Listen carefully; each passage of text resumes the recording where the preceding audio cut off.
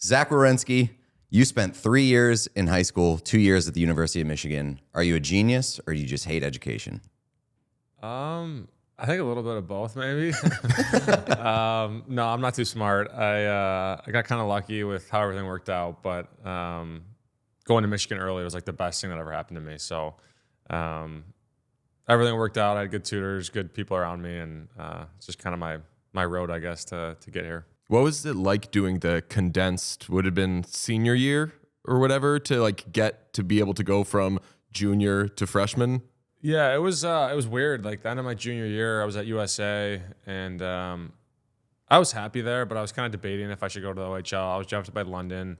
They were making a hard push, and then I went to my brother's game. He was still playing like locally, playing AAA for Little Caesars, and Michigan was there. And they're like, "What's it going to take for you to commit here?" Because I wasn't committed at the time. And we kind of just said like, "We want to come next year," and this was in like March, maybe April. And kind of took a step back and we're like, all right, we'll see if we can make that happen. And then starting, middle of May or June 1st or whatever it was, I had my whole senior year all summer. So when I got to Michigan, I wasn't even done with high school yet. So my first week of like classes, I was like in the class, but I wasn't technically in the school yet. It's kind of weird. So I'd like go home, take my finals, and I had to pass them. So if I didn't pass them, I was kind of screwed. I was going to the O probably, right?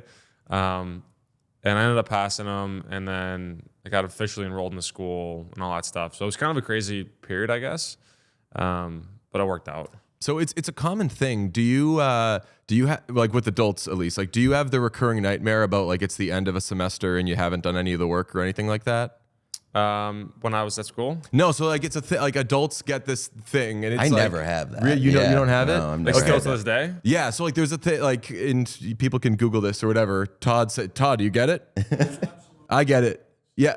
So there's a thing where you'll just have this nightmare, which is a pretty low stakes nightmare, but I guess it shows like the pressure that we feel in North America, education system, whatever, where you think it's the end of a semester and you had either stopped going to the class or you forgot to study for the whatever, and now the shit's hitting the fan. If you were a person who got that, and I'm glad that you don't, because it would be treacherous given that you went to like 100 schools at once. Yeah, I mean, I think you probably have to, I say this jokingly a little bit, but kind of serious. You probably had to go to class and you know what I mean, to have that nightmare. You're like, I didn't stop going to class. Yeah, like, so I didn't go too much, to be honest. I did my work. Like I had good grades. I did my work, but I definitely... You're a big work from home kind of guy. Yeah, I was more of a work from home, do what I had to do to get my grades where they need to be to play hockey. I was young, right? I was 17. I was living with Dylan Larkin at the time in college. We were having fun. Like I wouldn't change how I did anything, and I'm not. Whoever's listening, go to class. But we had a good time, and I did what I had to do to have good grades to play hockey, and so maybe that's why I don't have those nightmares. What's your brand of recurring nightmare then? I don't really have nightmares. I haven't had one in a long time, to be honest. My girlfriend always gets mad at me because I fall asleep in like 2 minutes, and then I sleep perfectly through the whole night. So she's up all night tossing and turning, can't fall asleep, and she looks over at me, and I'm just laying there. So she always gets pretty mad at me. So I don't really have too many nightmares. This was going to be an off-color joke, and I love this person, and I think you probably love this person too, but I was going to joke, like, recurring nightmare is Torts comes back. But did Torts love you? Yeah, we had our battles, but like I think we had a really good relationship. I still talk to him all the time. Whenever we play Philly in the summers, he'll call me a couple times this summer. I'll shoot him a text, whatever it is. I think for me being a young guy, and I think a lot of young guys and players that have played for him probably feel the same way. It's like he wants the best for you, and he wants you to be the best player you can be, and he pushes you to get there. And when you're a young guy and you see that, and you see your ceiling, and he's never satisfied with your game, and he pushed me to be the best player I could be. And I think those were some of my, best years of learning. And now where I'm at in terms of my game and understanding the league and everything, a lot of it's credited to him. So we had our battles. We had some moments where we got into it, but I'm a huge Torts fan. He also, for somebody who screams a lot, he also prioritizes, I think, heavily like the intangible aspect, the like block show, like the show that you care, do all these things. And with more and more information, younger generations are learning to prioritize different things as a way of like optimizing their games or anything. So like as a young player, is it helpful to have somebody who maybe goes a little too far the other way with like, it's all about trying and effort or whatever, and you're probably thinking possibly a little more like tactically? Yeah, I think that was a struggle because like the way I play the game, like I never look like I'm really trying.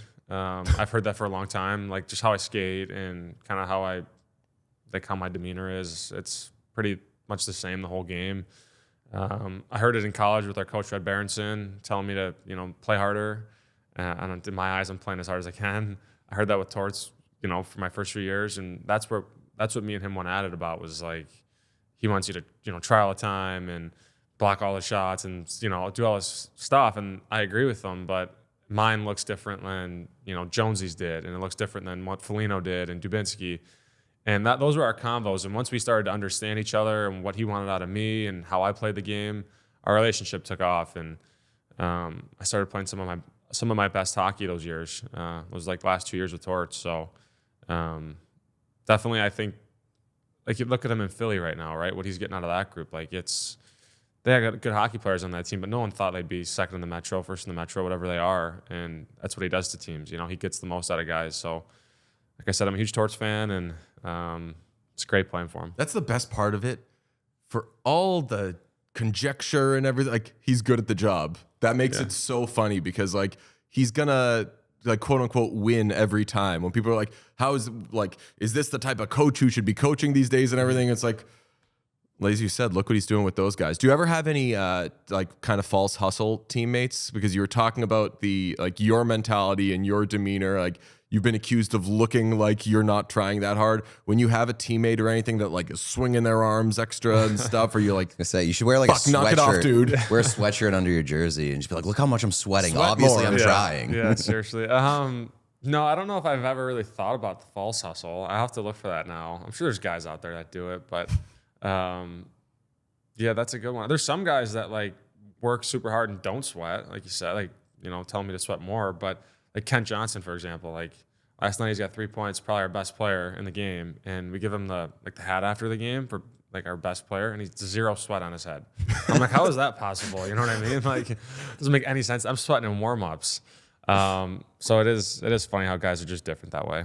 You're such an interesting case to me because you're only 26 years old, which is considered like young for most guys and kind of hitting your prime.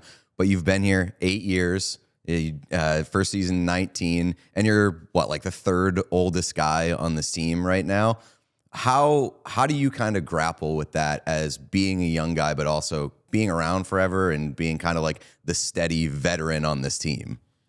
Yeah, it's definitely different. I actually think I'm at a really good age right now because I'm close with the young guys, close enough. I don't, go out with them or anything like that. I live farther outside the city now, so I don't really go out that often. But they have fun and they have their group. But I'm close enough where I feel like, they can come to me with things and we can, joke around and whatnot. But I'm also a vet, so I feel like my voice carries some weight.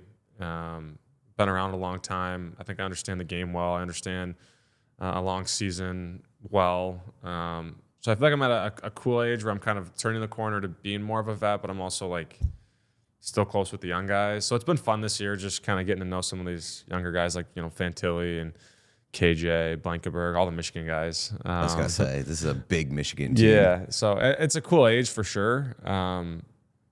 Definitely different. Like you said, I'm 26 and only a couple guys are older than me. So a weird dynamic for sure, but I like the spot I'm in right now. Do you feel like you've had to like be forced into growing up, or you just feel like you kind of got there naturally? Kind of got there naturally. I mean, I was fortunate when I was young. It was like Foligno, Dubinsky, Scott Hartnell. We had all these great leaders and older guys. Our D-Corps, Jack Johnson, Savard, Seth Jones, guys I looked up to, had a lot of fun with and kind of showed me the ropes. And then it's kind of like a period there where we were transitioning from our playoff teams, guys were on the way out, kind of figuring out what we were going to be.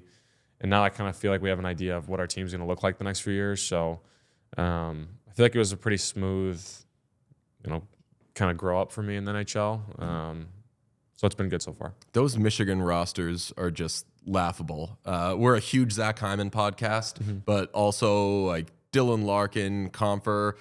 who was Connor was there. Like, who would you say was the most at that time mature person? Like in that group, because I assume like college athletes and everything, especially hockey, it's big, the boys energy. Was there any like adult in that group? Yeah, it was Zach Hyman. Really? Yeah, it was. bless He him. loves to hear It that was for Zach sure. Hyman. He was a senior, mine and Dylan's freshman year, and he kind of took us under his wing a little bit. So he was great. We kind of had a team full of the boys. You know what I mean? So in a team full of the boys, you need a guy like Zach Hyman. The dad. So he was great for us. He still had some fun and was, great teammate. We all loved Heisey. But he was kind of like the more calm one, and he was already in college for 3 years, so his fourth year he was kind of maybe over it a little bit. But he was probably the guy my freshman year that was the more calm one. Guy that he was the hardest worker too. Heisey worked so hard, so everyone kind of looked up to him. Was he still scoring his patented 3-inch goals back then? Yeah. Or was he taking shots and whatnot? Well, he kind of had a crazy college career. I think his first 3 years, his career or his season high in points was only like 12 or something like that. And then his senior year, Dylan Larkin comes in, has a great freshman year, plays with Hyman. Hyman gets 40 points, so it's a huge jump. Was drafted by Florida, signs with Toronto as a free agent, and then based on his work ethic, you knew he was going to have success wherever he went. It just took him longer. So he kind of always had that like knack around the net because he wasn't the most skilled guy in college. So he learned that part quickly. And then playing with Dylan, he, his speed and his skill started to take off a little bit, and definitely not surprised at the success he's having. I mean, like I said, he's been the hardest working guy as long as I can remember. What's your best Dylan Larkin story? Because he's probably, I would guess, in that group, the one that would have the funniest stories. Yeah, he's got some good ones. One of my favorite ones, I don't know. I mean, if I should share this, but it was our. That's the best start to a We should story. know this podcast doesn't air anywhere. It's all fine. It's actually not even bad. It's more of like a me story, but it involves Dylan a little bit. It was our first coaches practice in college, and it was a Saturday. It was a football Saturday, so the campus is crazy. It's like a noon practice. The game's at like 3 or whatever, and Friday night we all go out together. It's like whatever, welcome week or whatever it is. And I get home to the dorm, and the next morning I wake up, and it's like 11:45, and practice is at noon. And I get like 50 calls from guys like, where are you? Like, you're late. Like, practice is in 15 minutes. Like, everyone's calling me. So I run down to the rink. It's like 11:53 or whatever. And no one knew I was like, because I missed warm-up, but no one knew I was late at this point. So all the upperclassmen are like, all right, just get on the ice in time. Like, you'll be fine. So as I walk in to change, our strength coach is there, and he's like, you have to go tell the coaches you're late. It's like bad timing.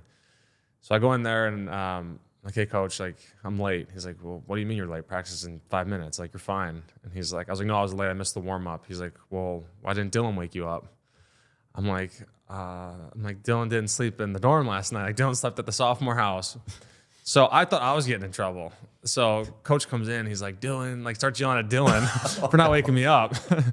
So that's a good one I always remember, that like he pretty much took the fall for me being late. You're the rat. That's right. Yeah, I didn't know what to teammate. say. He's like, where was Dylan? I'm like, Dylan was slept at the sophomore house last night. Like, so he was yelling at Dylan, pretty much saying that it's his fault that I was late. So That's tough. it's a good first practice with the coaches in college. It rocked when you guys fought each other because you couldn't even look mad. Yeah, I was smiling on that one. That's like some like Joker shit. Like you like fighting and smiling and laughing. It was funny because last night Matthews, there was like a scrum, and I know Austin pretty well, and I kind of had him, and he's like jokingly like, "Do you want to fight?" And I was like, "Well, I already fought Lark, so like let's make it a second buddy of mine," like as a joke. So we talked about that last night, but yeah, it's funny how that worked out. That's awesome. I've heard Fantilli talk about like how nice it is to come to a locker room where there's a bunch of Michigan guys. He speaks super highly about like the alum and stuff. But like,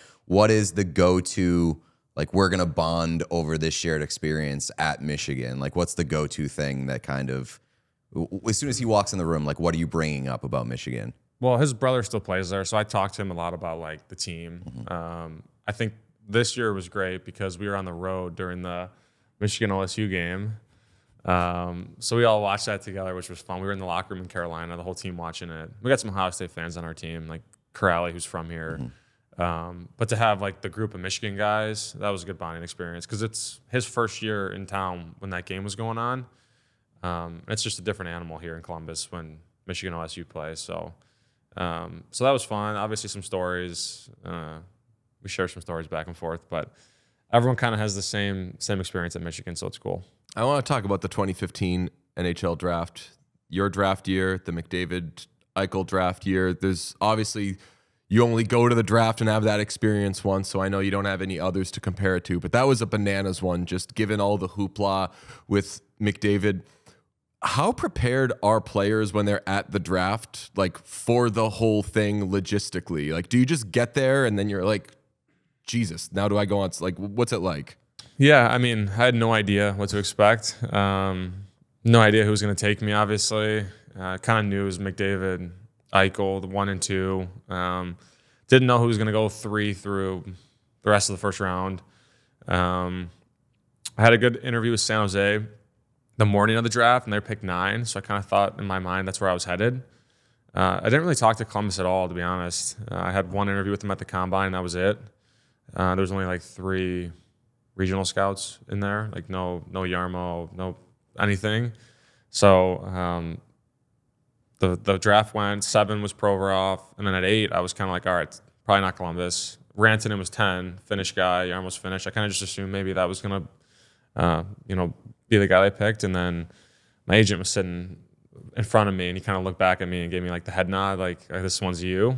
So then you get all excited and nervous, and but yeah, you have no idea going into it. I had no idea the schedule, who was picking me, anything really. So it's kind of a whirlwind day, I guess. Kind of the saying like you black out kind of applies to that situation because you're just getting pushed everywhere, and next thing you know, it's over.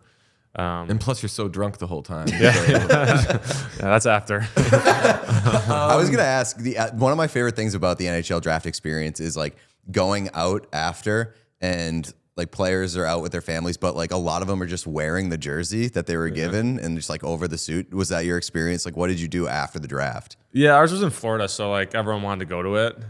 So everyone flew down there, family, friends. So I had a big crew down there. So after the draft itself, I went back to the hotel and we had like a draft party kind of with like all my family, all my friends. So I had the jersey on for majority of the night, I think, just enjoying it. And then I think we went out a little bit after, but I took the jersey off for that one. I just think it's funny, like seeing like a table of like a family sitting down at a restaurant, and it's like clearly that kid was just drafted because he's wearing whatever jersey. It's so funny.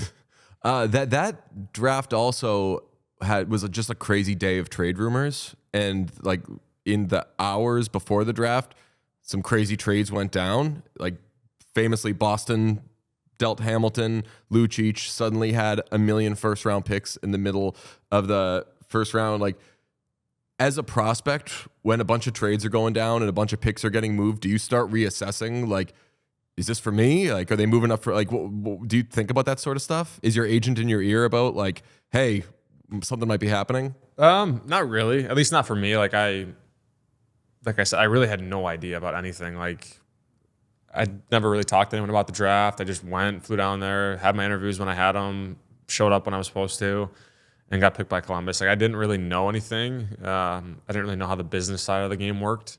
The older you get, you understand the business part of it.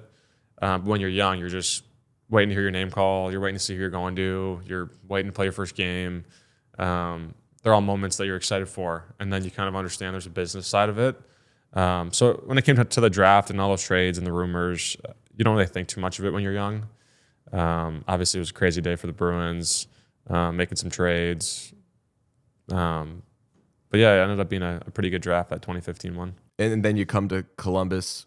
What does, I imagine as like a Michigan guy, you know about Columbus and college football and all that sort of stuff, but like, what does Columbus have that other NHL cities don't? It's a good question. I've never been asked that before. We can retake it, and you could be like, Zach Werenski, motherfuckers. I should have said that.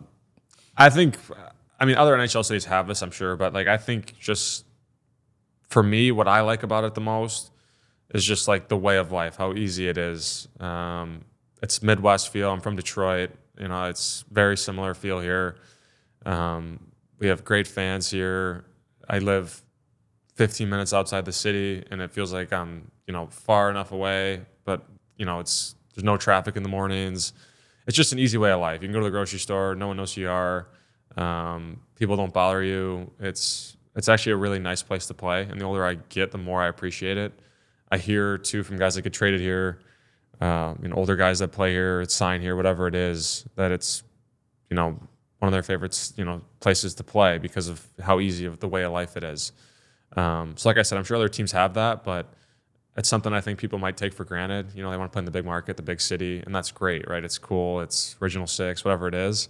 But for me, this is my lifestyle. It's my vibe. So I like it here a lot for that reason. Yeah, it's so interesting because I feel like that's like often used as a criticism against Columbus and a lot of other places where it's like you don't get the shine or whatever, the attention, and like it's not for everybody. So it's kind of interesting to hear Nathan that Horton side of it. came here to like kind of get away from all the sort of like I believe took a visit here, went to the zoo and everything, and was like, I feel like I could like actually live here versus just be like Mr. Hockey crazy machine guy. For sure. And a lot of guys do live here. A lot of former players still live here. Nick Foligno's moving back here. Brandon Dubinsky still lives here. Fedor Tutin lives here. Rick Nash still works here and lives here. Like it's a great spot to live. It's a great city to live in. And a lot of people also will be like, oh, like hockey players don't want the spotlight. Like you can't handle it. It's like, well, you can, but if you don't need it, why do you want it, right? That's how I feel about it. If I don't need to play in some big market, like it'd be cool and I'd be fine handling it and I'd play hockey the same way. I just like the easy way of life, being me away from the rink. I live 3 hours from home and I think it's a great city. Yeah, there's a false equivalency there for sure. Like there are tons of big game players who would just as soon not have the spotlight and just as soon not do all the media stuff and everything. Exactly. It doesn't mean like just because you don't want all the like off the ice attention does not mean that you don't want the puck on your stick or or you couldn't handle it or something, right? Yeah. Like, that's funny how that, like in the NBA, it's, people always compare us to the NBA and NBA players are in the spotlight and NHL players don't want that. It's like, well, why would you want it? I don't know. Personally, like it'd be sweet to play for the Rangers or the Leafs or the Bruins, all these Original Six teams, but with that comes a lot as well. And if that's where I was, I'd be happy and I'd do it and it'd be awesome. But this is where I am now and I really like it here. Do you feel like you get that, like that criticism? Like, I mean, you mentioned that you've kind of been criticized for not looking like you're trying, and like, do you get criticized for like not wanting the spotlight or whatever? I guess I haven't really. I've been here my whole career. I haven't really spoke on that, I guess. But like, I noticed Ryan O'Reilly in Toronto, like people were kind of coming at him when he signed in Nashville. At least I saw some stuff on it about like him not wanting the spotlight and the attention, and kind of like, I kind of understand where he's coming from. Like, go play in Nashville, a great city, great way of life. Like, he's a music guy. He's a music guy. Also, like, he has like Conn Smythe. What is that guy afraid of? Yeah, exactly. Like, he's won a cup. He's got a Conn Smythe. Like, I don't think it's the pressure of Toronto. That I think he just wanted to play somewhere else. Like, I love Toronto and our lovely friends there, but that shit that you just said is the most Toronto thing I've ever heard in my life. Of like, a player left. How is it his fault? Yeah, It's like, exactly. it can be. I mean, I've talked to athletes who are from Toronto who left Toronto and were like, it was great to see the family a little bit and everything, but I did not enjoy that experience. And whether it's personal pressure or outside pressure, like it's not always a productive thing. I would be remiss if I didn't ask you about shootouts because you are on the record of absolutely loving them. You say there can't be enough shootouts. No, you gave a post-game quote one time. It was like, God, shootouts are stupid. I hate them. Are you that firmly against them?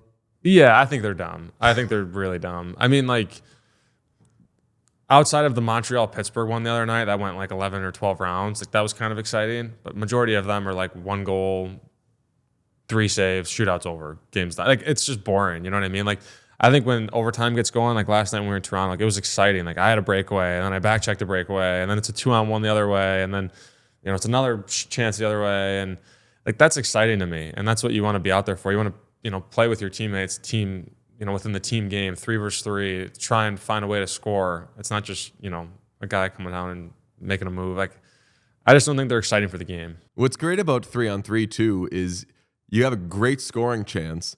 And if you don't score, if it's 5-on-5 and you have a great scoring chance, then the thought watching it is this team's putting a lot of pressure on. And in 3-on-3, if you have a great scoring chance and you don't score, it's like, they're fucked now. Yeah, because it's going exactly. the other way. And it's hectic. Would you change anything about the I was gonna ask that. shootout? Would you change how they do overtime? Would they just extend it or what? Yeah, I mean, it's a tough question. I know they were kind of talking about like the backcourt violation, like the red line or whatever it is. I don't think you can do that.